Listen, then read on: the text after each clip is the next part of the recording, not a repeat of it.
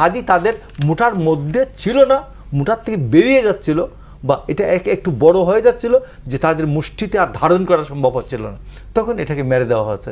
আজকের এই ঘটনাটা হচ্ছে সারা দেশের মানুষ একটা স্বস্তি নিঃশ্বাস ফেলেছে যে হাদির হত্যাকারী শুটারকে ধরা হচ্ছে, বাট হাদির হত্যার নেপথ্যে কারা আছে এই ষড়যন্ত্রের, কারণ ওই যে ছেলেটা যে শুটার সেটা জল্লাদের মতো,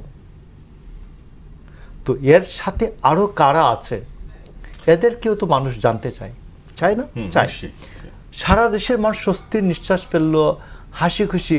কিছু লোকজন বলছে যে হাদির খুনিকে দিয়ে যদি কোনো উল্টাপাল্টা কিছু বলানো হয় তাহলে আমরা আরেকটা গণ অভ্যুত্থান নেমে আসবে। কেন হাদির শুটারকে দিয়ে উল্টাপাল্টা বলানোর কথাটা আসলো কেন কি কারণে? একটা মেয়ে বলতেছে আমাকে ধরে নিয়ে নির্যাতন করবে, হয়তো এই করবে, সে কেন তোমাকে নিয়ে নির্যাতন করবে? তোমার এই ইয়েটা হচ্ছে কেন, সন্দেহটা হচ্ছে কেন হবে? তুমি অটল থাকো যে হাদির হত্যার বিচারটা জেনুইনলি হতে হবে। এইটার সাথে কারা নেপথ্যে আছে, এই ছেলেকে, এই শুটারকে কে পরিচয় করে দিয়েছিলেন প্রথম? এইখানে এদের সার্কেলে নিয়ে আসলেন। ও তো ছাত্রলীগ করতো, ছাত্রলীগ থেকে গুপ্তর থেকে সুপ্ত থেকে একবার উত্তপ্ত কারা করলো এই ছেলেকে, ওর পাশে যাওয়ার মতো কারা করলো এটা জানা দরকার। আমরা আছি লাখো ভাই, হাদি তোমার ভয় নাই, হাদি আমরা আছি লক্ষ ভাই। তো 10 জন থাকলেই তো, সাথে লক্ষ তো দরকার নাই, 100 দরকার নাই, 10 জন থাকলেই তো শুটার শুট করতে পারে না। 10 জন তো থাকো নাই ওই সময়।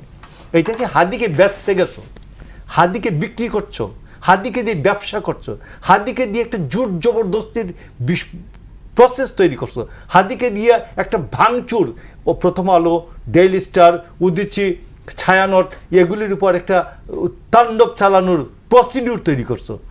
এখন এইগুলো যদি প্রকাশ হয়ে যায়, আপনি দেখুন যে সালাউদ্দিন আম্মার ওইখান থেকে রাজশাহী থেকে বলছে যে এইগুলোকে গুড়িয়ে দিতে হবে। জাহাঙ্গীরনগরে ওনার তো জাহাঙ্গীরনগর শিক্ষক, ওদের এজিএস বলছে এই সব প্রতিষ্ঠানগুলিকে গুড়িয়ে দিতে হবে।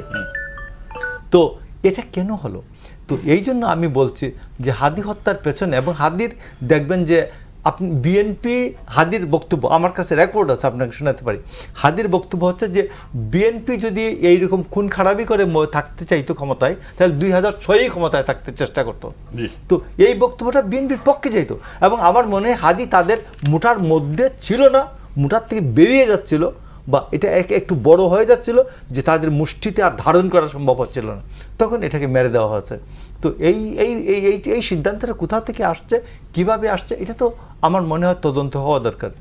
প্রয়োজনে আমি মনে করি প্রয়োজনে জুডিশিয়াল তদন্ত হতে পারে, এমনকি আন্তর্জাতিক সংস্থা সহ এটা তদন্ত হতে পারে।